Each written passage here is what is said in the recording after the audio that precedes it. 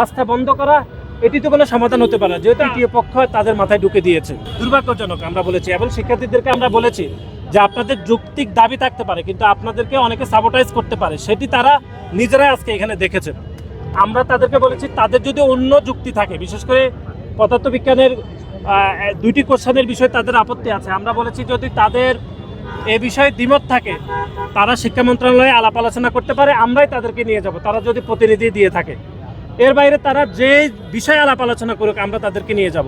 রাস্তা বন্ধ করা এটি তো কোনো সমাধান হতে পারে না, যেহেতু আলাপ আলোচনার বিষয়টি একদমই ইতিবাচক এবং এটি হতে পারে, সরকারও চাইতেছে, আমরাও চাইতেছি। সুতরাং আমি মনে করি যে রাস্তা বন্ধ করার এই যে প্রক্রিয়া, তাদের যে ইচ্ছা পোষণ, এটি আসলে তৃতীয় পক্ষ তাদের মাথায় ঢুকে দিয়েছে।